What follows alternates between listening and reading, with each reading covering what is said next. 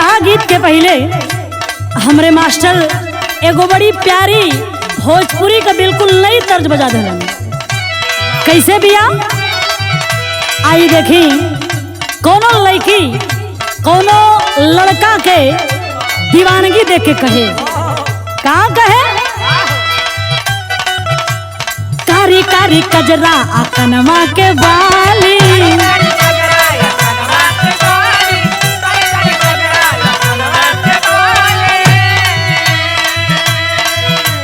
जुड़ाया गजरा दिखला होठ लाली,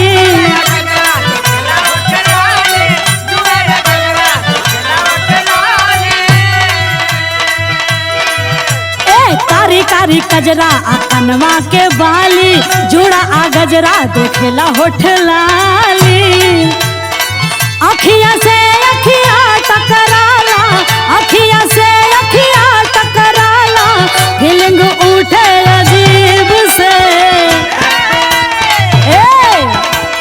देखे दा चेहरा करीब से,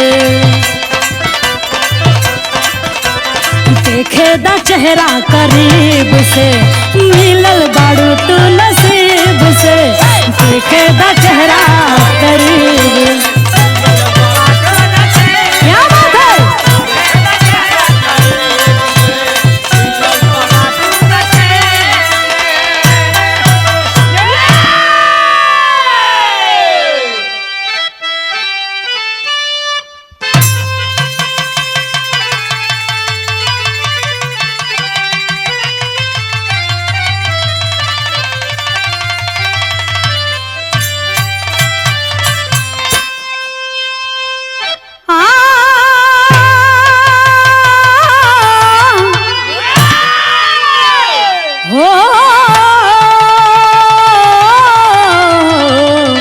समरिया हो भोले बाबा जोगिया हो राम।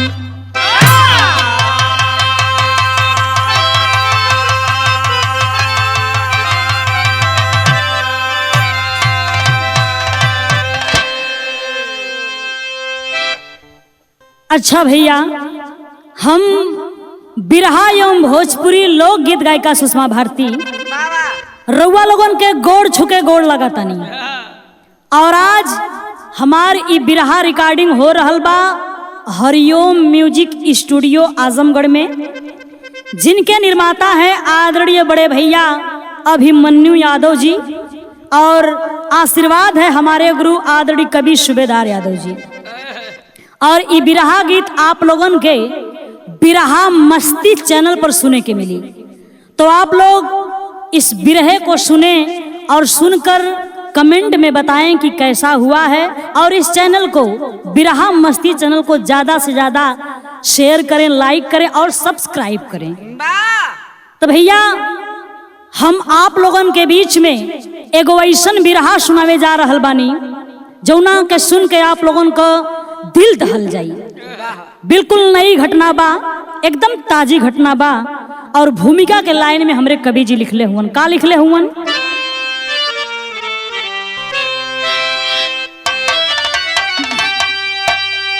कि कहता जमाना जो कांटा चुभोए, सीने में उसके चुभा दो तू भाला, आभास तब जाके उसको भी होगा किसी मर्द से पड़ गया आज पाला, 60-60 यमनीत अपनाए जो कि कोई नहीं बाल कर सकता बाका, जैसे को तैसा कहावत बनी है, हिला देता दुश्मन का जो नाका नाका।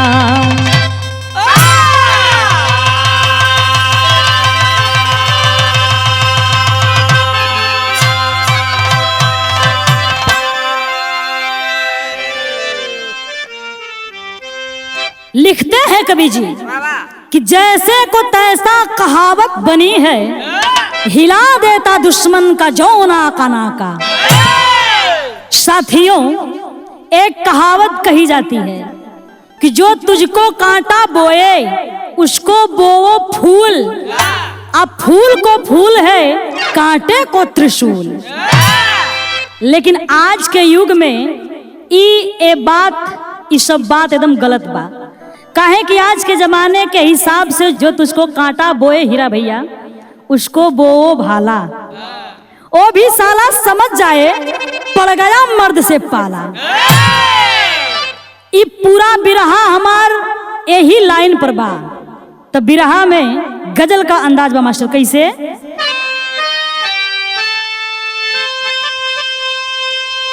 बड़ा सुंदर गजल का नमूना बा बिरहा में।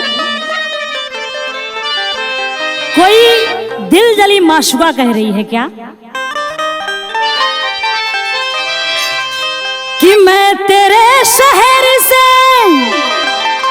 यार गुजर जाऊंगी, आज के बाद कभी फिर ना नजर आऊंगी, कि तेरी नजरों से सितमगर दूर मैं हो जाऊंगी,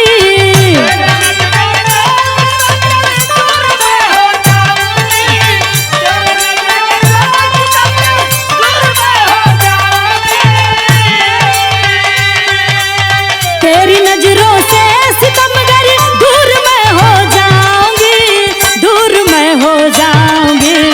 जा रही हूँ लौट कर, जा रही हूँ लौट कर वापस कभी ना आऊंगी। क्या बात है?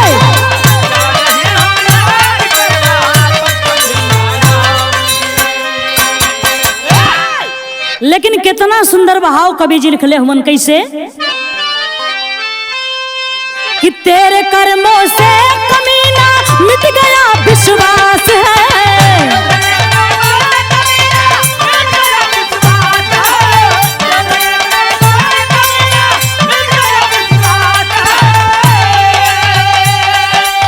तेरे कर्मों से कमीना मिट गया विश्वास है, मिट गया विश्वास है। रो रही ये मेदनी है, रो रही ये मेदनी है, रो रहा आकाश है, रो रही ये मेदनी है, रो रहा आकाश है।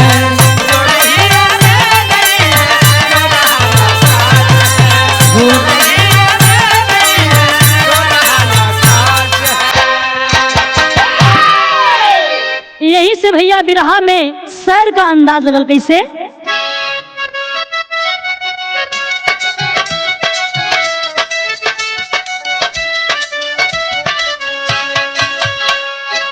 जुर्म करना जहां में भारी पाप होता है, जुर्म सह जाना पाप का भी पाप होता है।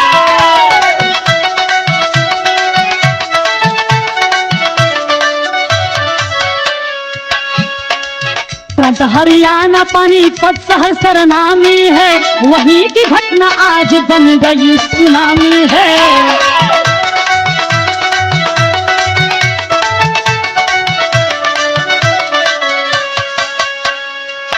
ग्राम ऊंचा न राम वीर का परिवार रहा, ग्राम ऊंचा न राम वीर का परिवार रहा, श्याम सुनीता से घर आंगन गुलजार रहा।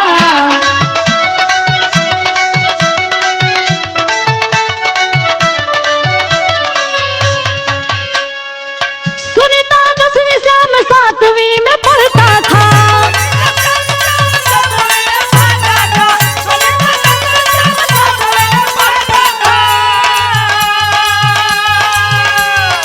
सुनीता 10वीं शाम 7वीं में पढ़ता था। पिता का संस्कार दिल में सदा भरता था।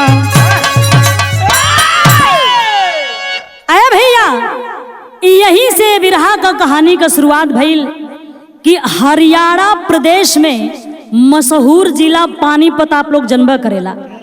वही पानीपत में एक कस्बा बा जेकर नाम बा उचाना। वही उचाना का रामवीर सिंह जेकरे गोद में भगवान दुई ठे औलाद देले रहलन। एक लड़की जेकर नाम सुनीता रहल, उम्र 16 साल, जो कक्षा 10 की छात्रा थी, और एक लड़का था जिसका नाम श्याम बतावल गईल, जेकर उम्र 12 साल बतावल गईल, और वो कक्षा 7 का छात्र रहल। बड़े ही हंसी खुशी और प्यार से जिंदगी कटत बाए बाबू। एक दिन भइल का बिरहा में तर्ज बदल गई।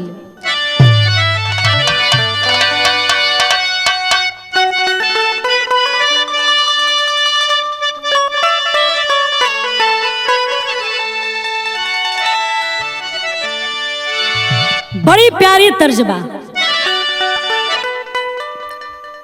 बड़ा लोहा ले वाली तर्जबा कवि जी। कोनो बिरहीन कहे, कहाँ कहे कि पतिया में लिखी के अरहई छतिया के बतिया,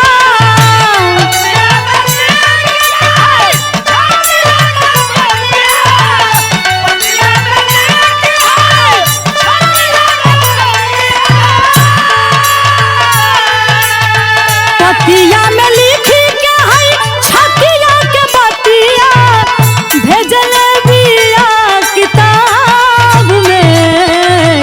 दिल ये गोलैका कॉलेज के हमारा मंगले बिया जवाब में।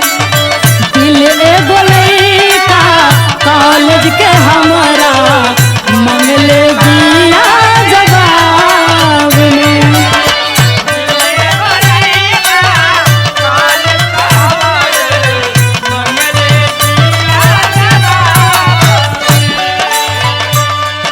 लेकिन बाबू हो ई तो तर्ज बा, लेकिन भाव में कवि जी लिखत हवन उ परिवार बड़ा खुशहाल बा। एक दिन होत का बा, जाले ई सकुलवा अचरा के फूलवा,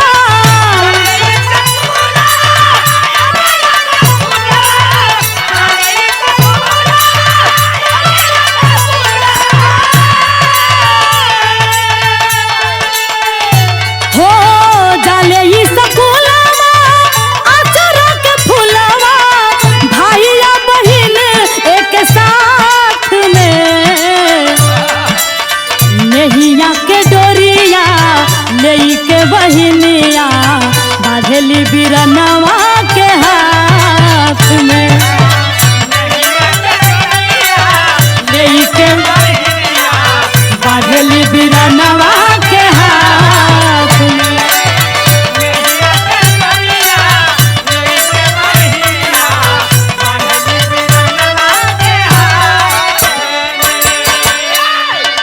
अरे बाबू, दोनों भाई बहन स्कूल जात हुवन। बहन सुनीता अपने भाई श्याम पर बड़ा स्नेह लुटावतिया। एक दिन भइल का, एक दिन श्याम सिंह के हो गइल बुखार हो, रामवीर बाबूजी से कहला तिखार हो।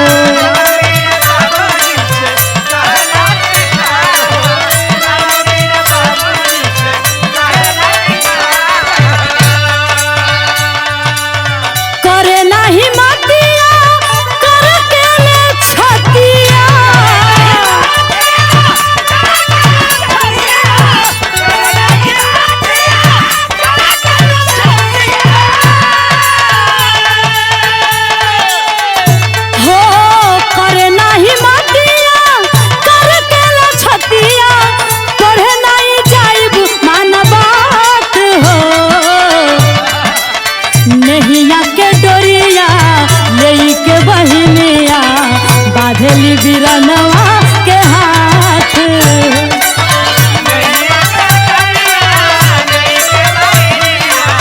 बाधेली बिरनवा के हाथ।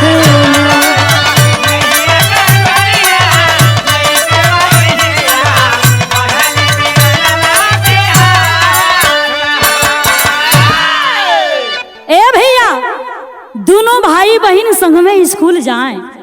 एक दिन बेटवा श्याम के बड़ा तेज बुखार हो गई। तब वो अपने बाबूजी राम सिंह से कहे लगलन कि बाबूजी हमार तबीयत आज कुछ ठीक नहीं खी लगत, हमार हिम्मत स्कूल जाए के ना करतिया, आज हम स्कूल ना जाए। अय बाबूजी रामवीर सिंह कहलन कि ठीक है बेटा, चला चल के तुम्हें डॉक्टर साहब से दवाई दिलवा देते हैं, दवा खा के आराम करा, जब ठीक हो जाइहा तो 2-4 दिन के बाद स्कूले जइहा। अय बाबू लइका घरे रुक गई। सुनीता चल देती है स्कूल और शाम को 3 बजे, दोपहर 3 बजे जब स्कूल बंद हुआ तो स्कूल बंद होने के बाद घर की तरफ चलती है। तब तक पीछे से एक गाड़ी की हॉर्न उसको सुनाई देती है। जब उस गाड़ी की हॉर्न को सुनती है तो भइल का तर्ज बदल गई।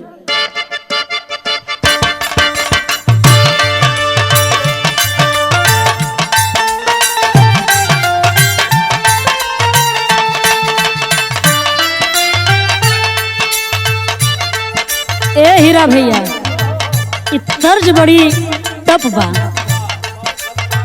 खतरनाक बा ना।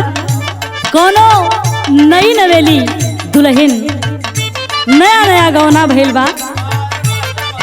आ नई रात बिया, तब भगवान से और रात के और खुशनुमा बनावे बदे गुहार लगावतिया। का कहे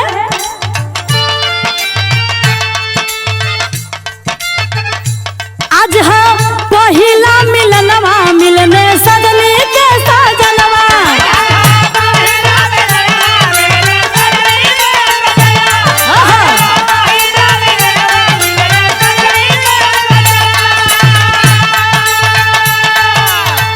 कि हमारे अंग अंग गुलाब नियन खिलल बाबा दनवा।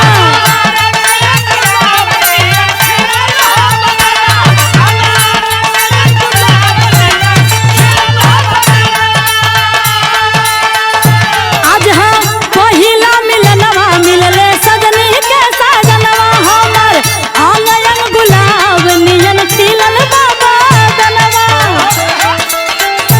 सुनी सुनी भगवान जिन बिहान होके दे,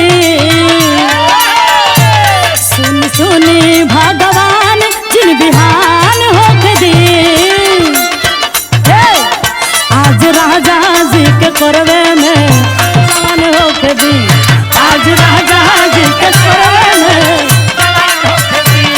आज राजा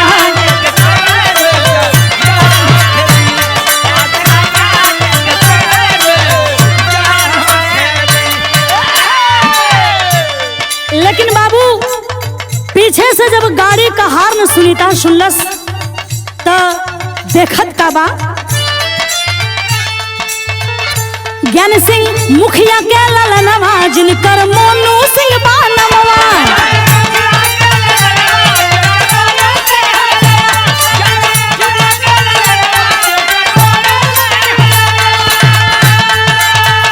लेके स्विफ्ट डिजायर आवत रहल भवनवा,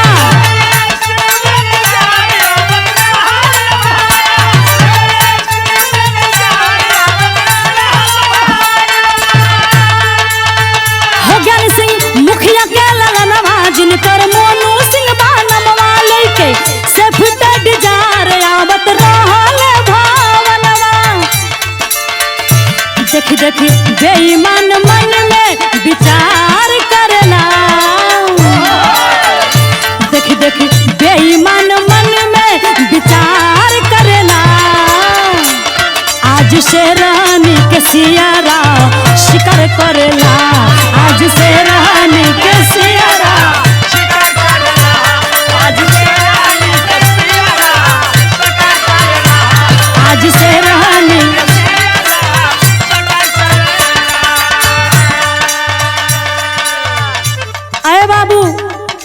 गाड़ी लिया के सुनीता के सामने खड़ा कर देलस। उ ज्ञान सिंह प्रधान का लड़का मनु सिंह और कहत का बाव से बतिया ही बतिया में लिया भूलवाई, बतिया ही बतिया में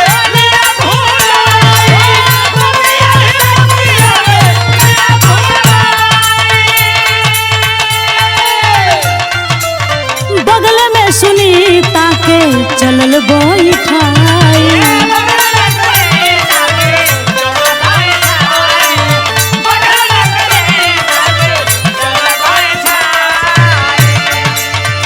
रही रही तिरछी नजरिया से वार करना।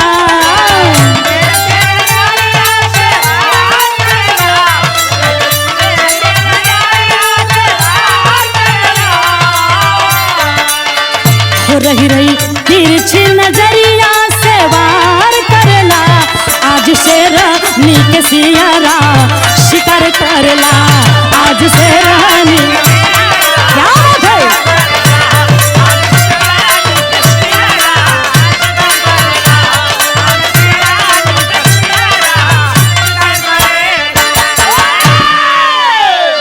अरे बाबू, जब हार्न का आवाज सुन के सुनीता पीछे मुड़ल तो देखलस ओकरे ही गांव का ग्राम प्रधान जी का लड़का, ग्राम प्रधान जेकर नाम रहल ज्ञान सिंह। उन्हीं का लड़का मोनू सिंह अपने स्विफ्ट डिजायर गाड़ी से अपने 3 संगहतियन के साथे घर से आवत रहल। और जब सुनीता के देखलस तो गाड़ी रोक देहलस और कहता कि सुनीता आज काहे अकेले बाड़ू, तोहर भाई साथ में ना हुवन का।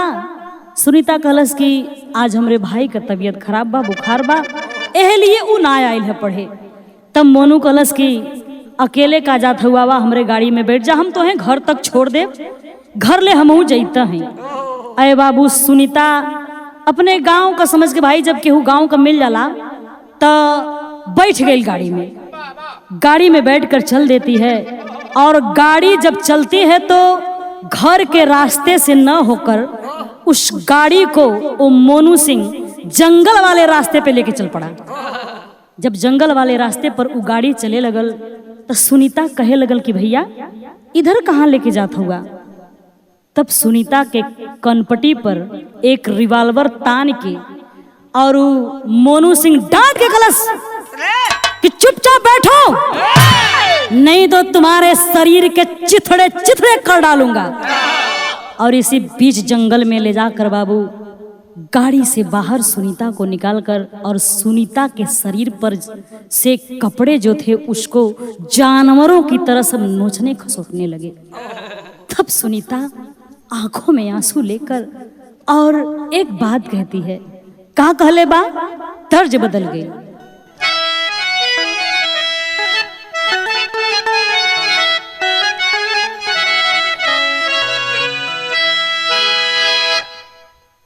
यूह तर्ज बा, बड़ी पुरान बा, लेकिन बिरहा में कर जहाँ जरूरत होला ओके जरूर रखल जाला। कैसे कि अरे कही दा भौजी भैया जी से, कि अरे कही दा भौजी भैया जी से, कदे मोर गवाना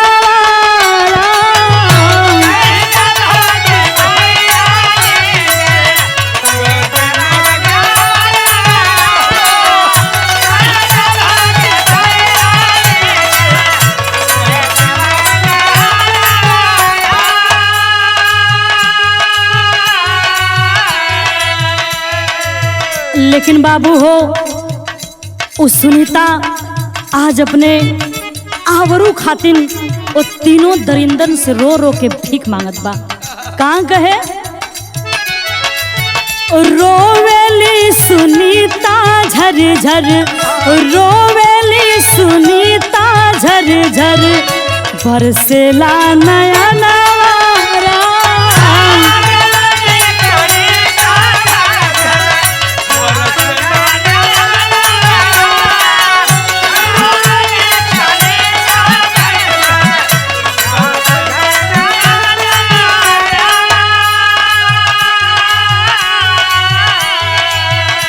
रोवेली सुनीता झर झर, बरसेला नया नवारा।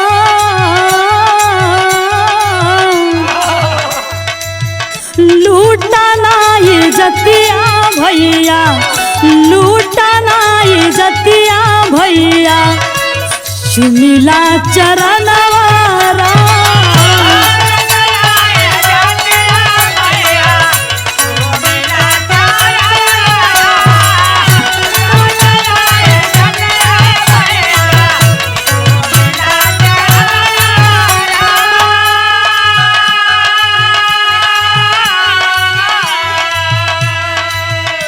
हाथ जोड़ के वो तीनों दरिंदन से अपने इज्जत का दुहाई मांगत बा, भीख मांगत बा। लेकिन करते क्या है सब? लेकिन ना दुहाइया सुन ले नीच बेईमानवा।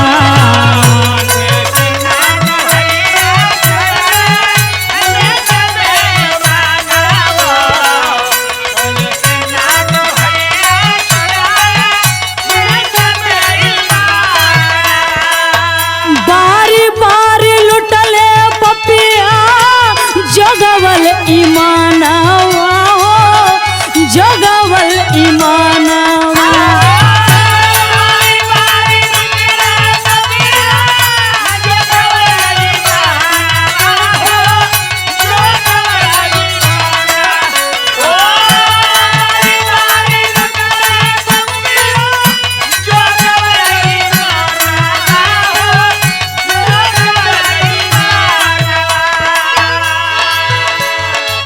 हो गईले बेहोश बाला सोच साया तनवारा। बीच झाड़िया में फेंक के आ गईले भवनवारा।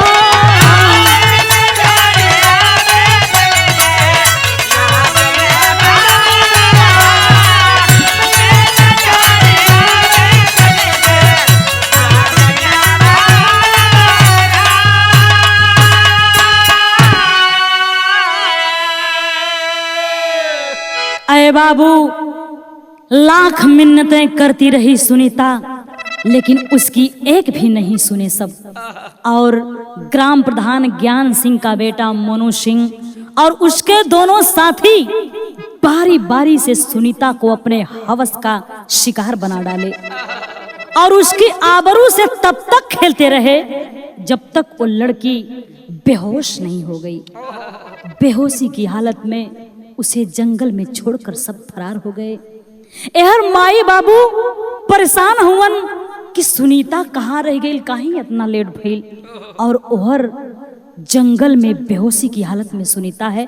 और 3 घंटे के बाद सुनीता के थोड़ा थोड़ा जब होश भइल तो खून से लथपथ ढहत ढेमलात अय बाबू घर की तरफ चलल। और जब घर की तरफ गई, बाबूजी रामवीर सिंह अपने बिटिया सुनीता के ए हालत में देख के बाबू आवाक दौड़ के जाके बिटिया के भर अकवरिया पकड़ के पूछा तो उनकी बेटी, ए तुझे क्या हो गया रे? ए तेरी ऐसी हालत, ऐसी दशा कैसे हो गई? तब सुनीता बाबू फफक फफक के बाबूजी के पकड़ के रोवे लगल और रो रो के एगो बात कहे। का कहे? तर्ज बदल गई कि अरे बाबूजी का धाई के हाई चरणवानु कि अरे बाबूजी का धाई के चरणवानु बेटी रोवे बिन खाए।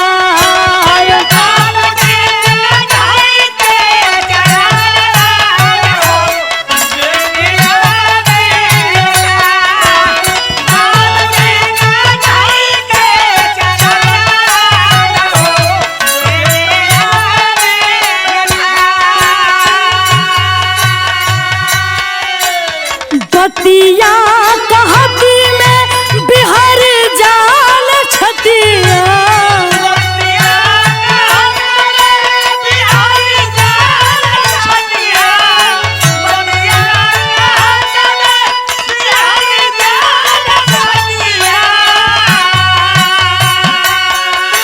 आ जग में लूटाई गईला जोगवल इज्जतिया।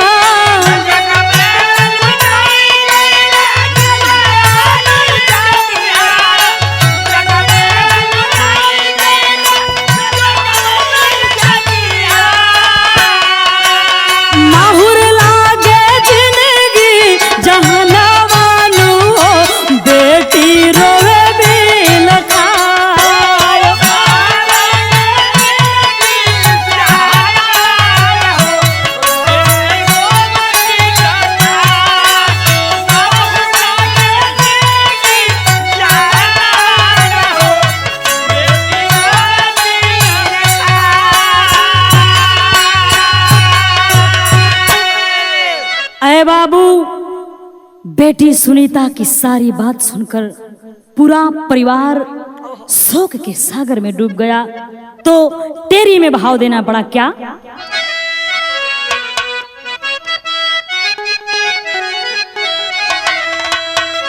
कि इजतिया इजतिया मटिया मेट हो गइल, सावरी हो इजतिया मटिया मेट हो गइल, रोवे मात पिता ना मुँह से आवे बतिया, रोवे मात पिता ना मुँह से आवे बतिया, इजतिया मटिया मेट हो गई। अय बाबू, दूसरे दिन रामवीर सिंह पूरे गांव के लोगन के इकट्ठा कई के और ज्ञान सिंह प्रधान के दरवाजे पे पहुंचलन। पंचायत शुरू बा। आय आप लोग जनता बड़ा कि आजकल का पंचायत में जे दबंग बा हीरा भैया, वही का सब साथ देला। सब कहे लगल कि सुनीता को उनकी गाड़ी में बैठना ही नहीं चाहिए था। तो मैं आप लोगों से पूछना चाहती हूँ कि कोई गांव घर का अगर है, गाड़ी लेके जा रहा है और वहां की बहन बेटी उसकी गाड़ी में बैठ गई, तो वो क्या जानती है कि इसके दिमाग में, इसकी नीयत में खोट है और ये शैतानी हरकत कर सकता है। अय बाबू, लोग कहे लगलन कि सरासर सुनीता का गलती बा। यानी कहे का मतलब कि कुल गलती लड़की का बा, लड़का का कोनो गलती ना बा। प्रधान ज्ञान सिंह का सब पक्ष लेवे लगल। तब भइल का पहपट की लाइन में कहना बा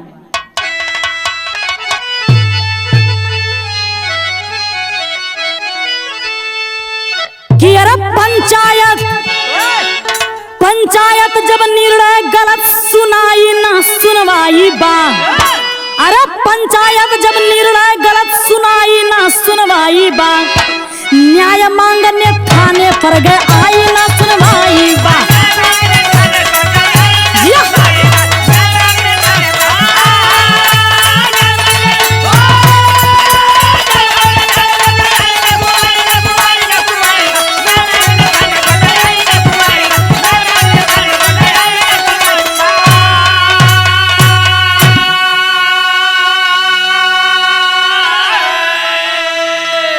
जब लोग थाने पर पहुंचे तो हुआ क्या कि अरे कहे दरोगा पंच का निर्णय सबको है स्वीकार हो, आ समझौता कर लो मिलजुल के, लिखे ना FIR हो। सोचे सुनीता कहवा जाए समाई ना सुनवाई बा, कि अरे सोचे सुनीता कहवा जाए समाई ना सुनवाई बा, आ कूद कुआं में पहली जान गवाई ना सुनवाई बा।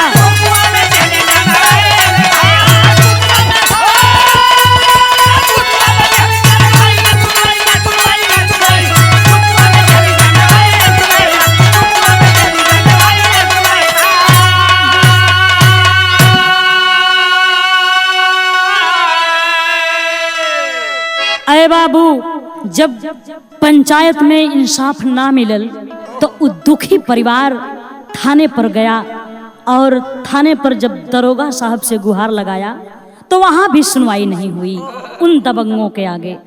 तब सुनीता सोच गई कि लगता है मुझे इस दुनिया में अब कहीं भी इंसाफ नहीं मिलेगा। तो बाबू हार मानकर बेचारी कुएं में कूदकर अपनी जान दे देती है। तो हुआ क्या, आल्हा में प्रमाण मिला।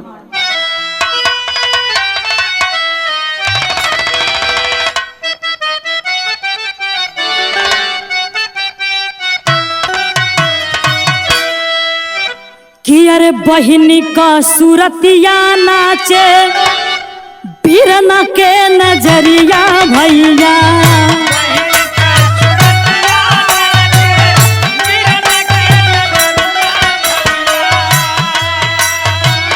सिनवा में बादला का जागल बा तूफान,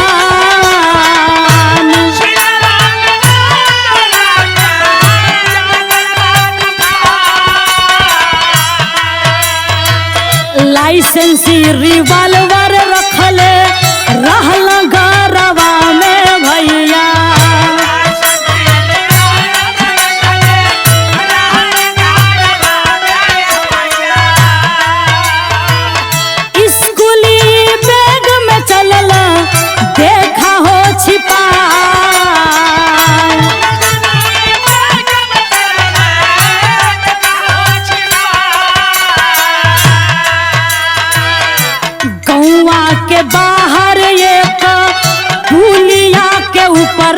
भैया।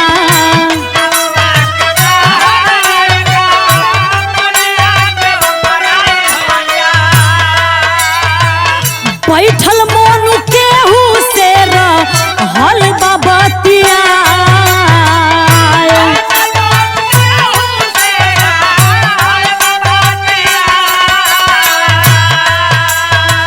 ठाय ठाय गोली मारा साधी के निसनवा भैया।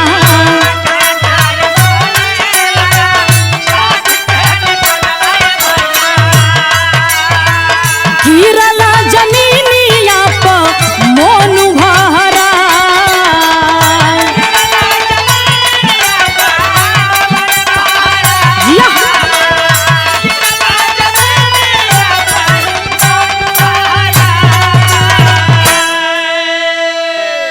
अरे बाबू, इसीलिए कहा जाता है कि मरता क्या न करता।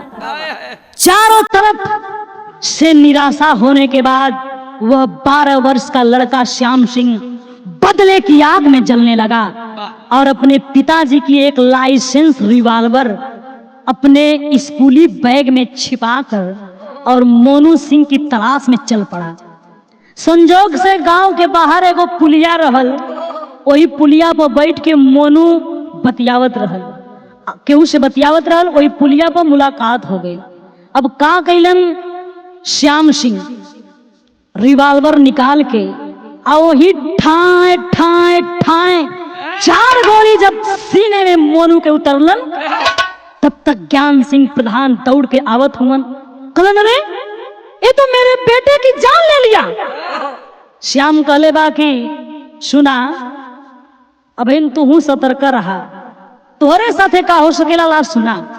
का कहलन खड़ी की लाइन में कहना बा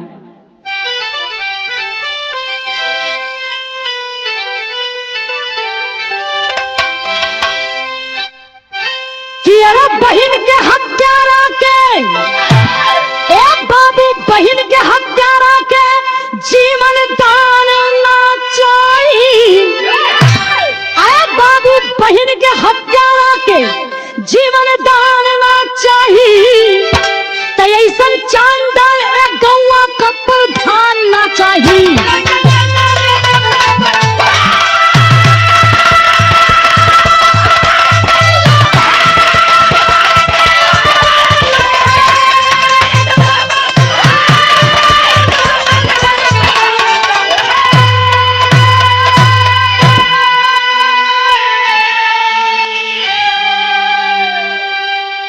बेटवा मोनू सिंह के तो श्याम सिंह मारी ढले रहल ज्ञान सिंह प्रधान के बेटवा के, और कहलस कि बहन के हत्यारा के जीवन दान ना चाहिए। ऐसा चांद डाल एक गौवा का प्रधान ना चाहिए। तब भइल का बापे और बेटवा के जग से मिटाई के अब बंद हो गईला खुद थानावा में जाई के।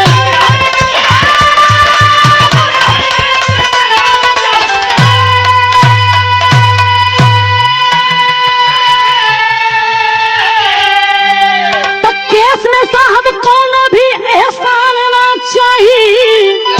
अरे केस में साहब कोनो एहसान ना चाहिए। तो ऐसा चांदन ए गौवा का प्रधान ना चाहिए।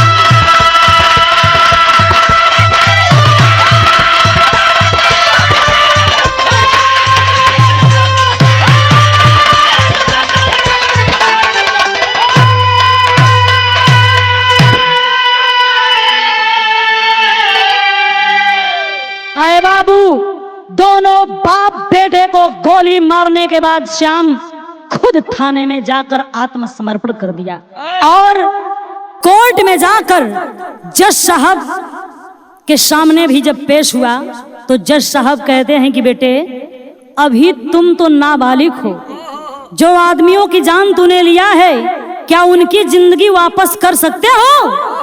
तब लड़का श्याम बोला कि जज साहब अगर मेरी बहन की आबरू और जान वापस दे दीजिए तो मैं इन दोनों की जिंदगी वापस कर दूंगा। तो जज साहब बोले कि इस हत्या का अंजाम जानते हो क्या होगा? तब लड़का कहले बा अगली लाइन में का, यहाँ एगो कहावत कहल गई बा कि पी गया जो गम का लहू। और लड़का कहता है कि पी गया जो गम का लहू वह आंसुओं से क्या घबराएगा।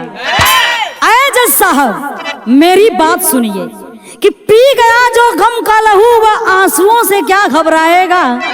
जो सर कटाने का हौसला रखता है तो क्या जख्मों से मर जाएगा। अरे बाबू आगे की लाइन में का कहत बा कि 25 जुलाई सन 24 वाले दिन में अब बाल हो सुधार गृह गई ललनवा।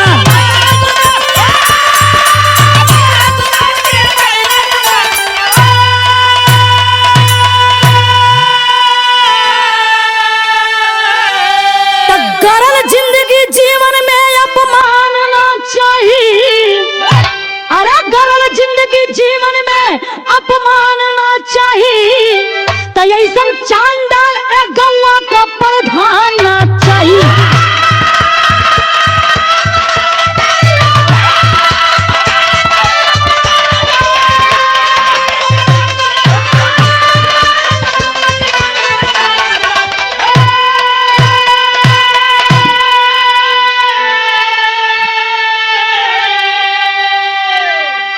अरे बाबू ओ श्याम सिंह जज साहब से कहता है कि साहब चाहे बाल सुधार गृह भेजिए चाहे जेल भेजिए, लेकिन जौने दिन जेल से छूट के आईब ना, जौन हमरे बहन का दूठ हत्यारा हुवन अभिन बचल बड़ा शान से घूमत हुवन, उन्हन के बिना मरले छोड़बे ना, उन्हन के मार ले तब हमरे बहन के आत्मा के शांति मिली। तो बाबू कहने लगा कि तभी मेरी बहन को सच्ची श्रद्धांजलि मिलेगी। और प्रमाण मिलता है कि अभी वो लड़का श्याम सिंह बाल सुधार गृह में ही है। आगे की कहानी भविष्य के गर्त में छिपी है, देखिए क्या होता है। लास्ट लाइन में कहना बा कि गुरु बिहारी गुरु गणेश हो गया जमाना कैसा। कवि चंद्रिका रामदेव जैसे को मिला है तैसा।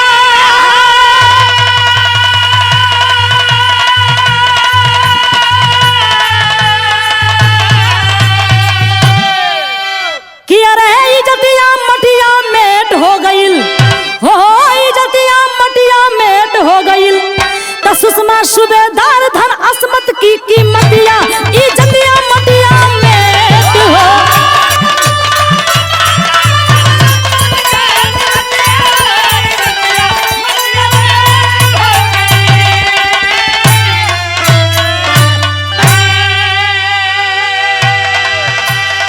बहुत बहुत धन्यवाद साथियों।